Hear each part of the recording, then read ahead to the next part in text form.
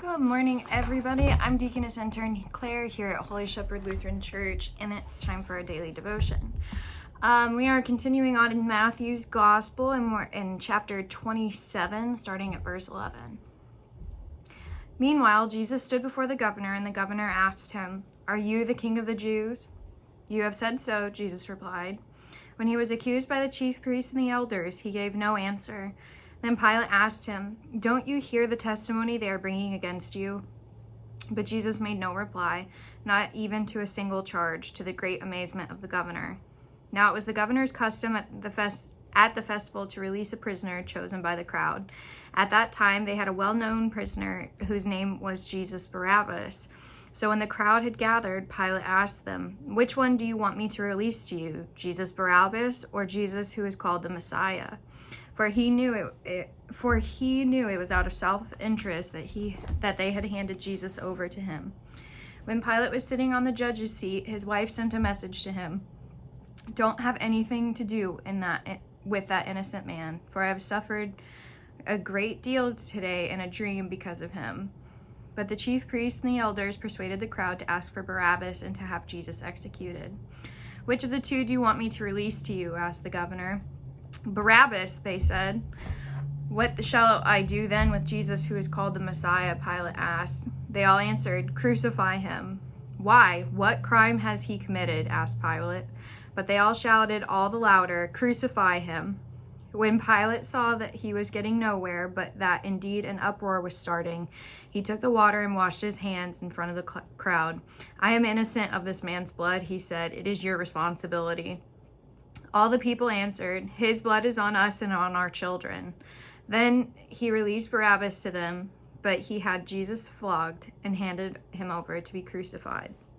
Then the governor's soldiers took Jesus to the praetorium and gathered the whole company of soldiers around him. They stripped him and put a scarlet robe on him and twisted together a crown of thorns and set it on his head.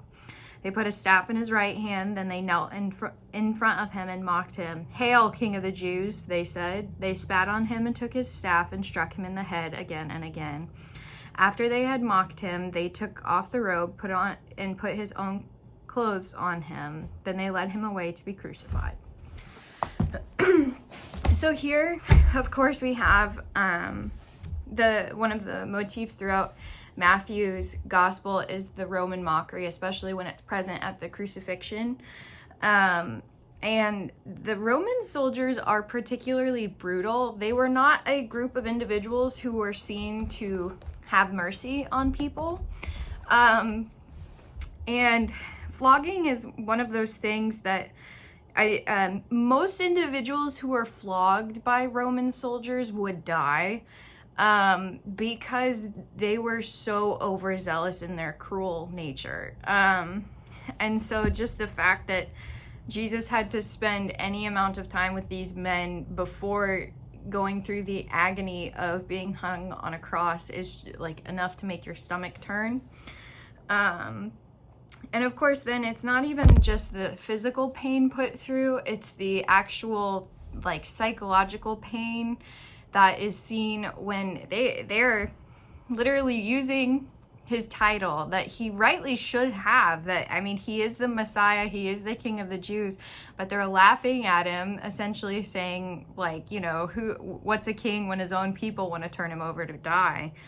And of course, then the parallel that we see between Jesus and then Barabbas was a zealot who was very fervent in his distaste for the Romans, and so that's probably why he had been arrested, is because he had taken part in a rebellion against Rome and all of the soldiers that were occupying Jerusalem at this time. And so it's very ironic that essentially the person that really probably deserved the beating was Barabbas and all of us, but of course then Jesus takes that on to himself.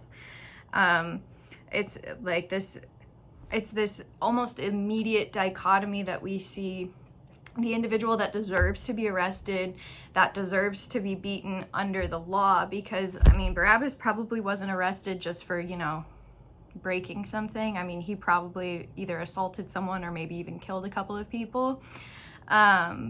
But so all of the sins that are very present and actively committed and wholeheartedly taken on by Barabbas, Jesus is punished for. So we have that immediate parallel that I think sometimes it's easy to neglect, because I mean, Barabbas in this story is all of us. Like, we all deserve the beating, the crucifixion that Jesus received because of our sin, but he still actively took that on. So moving on, we'll see Jesus' actual crucifixion and burial within the next few days. But of course, that's not the end of the story, because we will also see his resurrection, which of course is the climax of it all. So now, if you will bow your heads with me, and we will pray the Lord's Prayer. Our Father, who art in heaven, hallowed be thy name. Thy kingdom come, thy will be done, on earth as it is in heaven. Give us this day our daily bread, and forgive us our trespasses, as we forgive those who trespass against us. Lead us not into temptation, but deliver us from evil. For thine is the kingdom, and the power, and the glory, forever and ever. Amen. All right, so announcements. There's a voters meeting on Sunday. We have Sunday school at 9:15, followed by worship at 10:30, and then of course our voters meeting after service. And then we have confirmation that evening as well. So lots of fun things happening on Sunday. Oh, and I'm dropping off the Christmas Operation Christmas Child shoe boxes tomorrow. So if you still have a shoebox, please get it into me today. I will be here in the office for a hot minute today. Well, I'll be here most of the day. But other than that, I hope you guys have a wonderful Friday, and I will see you all tomorrow.